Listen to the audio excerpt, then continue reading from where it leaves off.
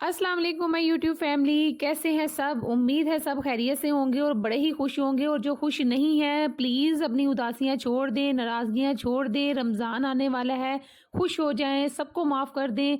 आज मैं उसी हवाले से आपके लिए इफ्तार की बहुत ही अच्छी सी रेसिपी लेकर आई हूँ राइस की, जो कि इतने क्विक बनने वाले हैं कि आप सोच भी नहीं सकते। और टेस्ट में तो बहुत ही लाजवाब है। तो इस रेसिपी को स्किप मत कीजिएगा। तो चलिए आइए बिस्मिल्लाहिर्रहमानिर्रहीम के साथ स्टार्ट करते हैं।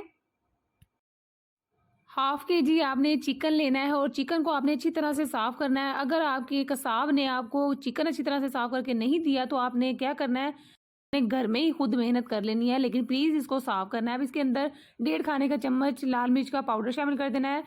हाफ टी स्पून इसमें हमने हल्दी का शामिल करना है। 1 टेबल स्पून भर के इसमें बिरयानी मसाला जाएगा। मसाला आप किसी भी ब्रांड का ले लें। 2 टेबल स्पून इसमें अदरक और लहसुन का फ्रेश पेस्ट जाएगा। 1 टेबल स्पून कुटा हुआ धनिया इसके अंदर जाएगा। 2 टेबल स्पून इसमें आपने लेमन के जूस के शामिल कर देने हैं। हाफ कप इसमें दही जाएगा। दही को आपने पहले अच्छी तरह से फेंट लेना है।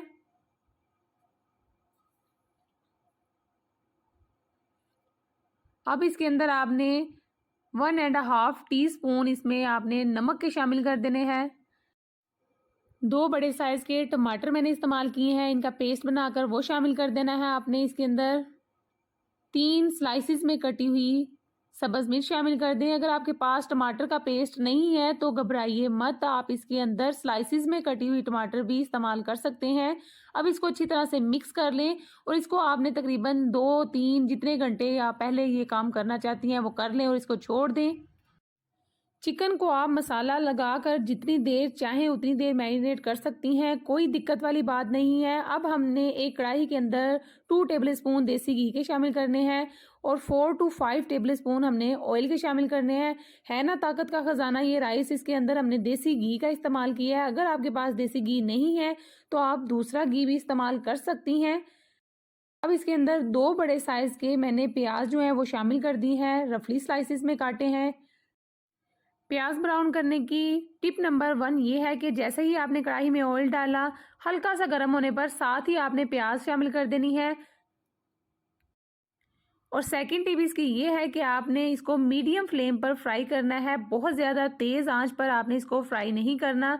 देखिए हमारा प्याज जो है वो हल्का सा ब्राउन होना शुरू हो चुका है। अब इसका कलर काफ़ी हद तक बहुत ही अच्छा सा आ चुका है। अब हम मज़ीद इसको चंद सेकंड तक और फ्राई करेंगे।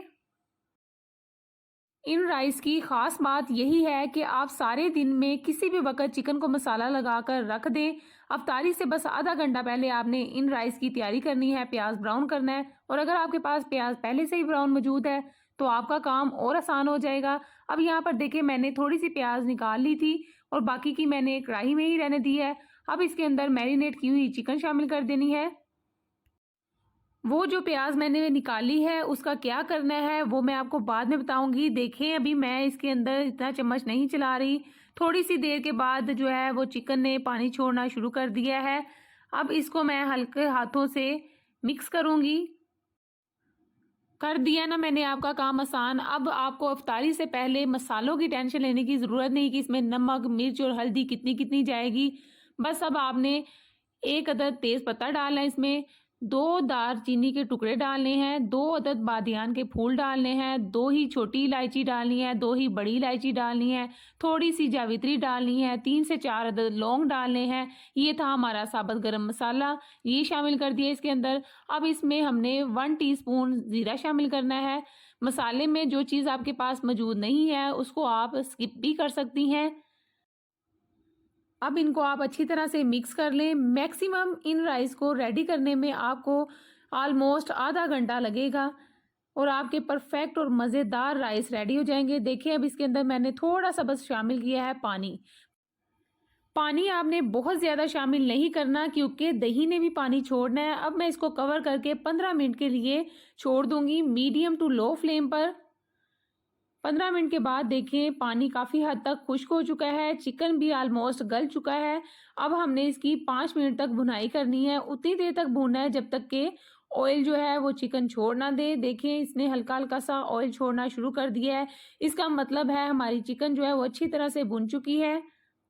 अब इसके अंदर मैंने 2 ग्लास पानी के शामिल किए हैं। 1 ग्लास राइस को मैंने 1 घंटा पहले ही भिगोकर रख दिया था। राइस आप कोई सी भी क्वालिटी का ले लें, कोई टेंशन लेने की ज़रूरत नहीं है।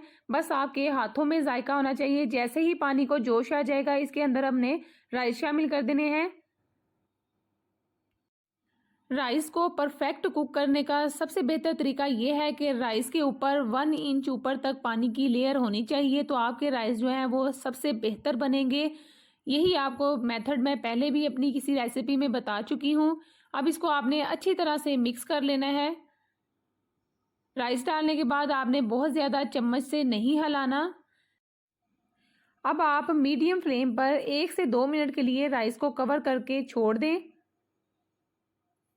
1 से 2 मिनट पकने के बाद राइस जो है वो काफ़ी हद तक जो है वो गल चुके हैं और पानी भी हमारा काफ़ी हद तक खुश्क हो चुका है। इस स्टेज पर आप नमक चेक कर सकती हैं। अगर नमक थोड़ा कम लगे तो आप डाल लें। यहाँ पर मुझे नमक थोड़ा सा कम लग रहा था, इसलिए मैंने थोड़ा सा नमक ऐड किया है।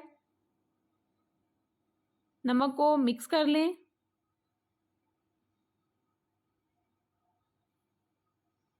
देखिए इतना इतना सा पानी होगा तो आपने इसको दम के लिए रेडी करना शुरू कर देना है।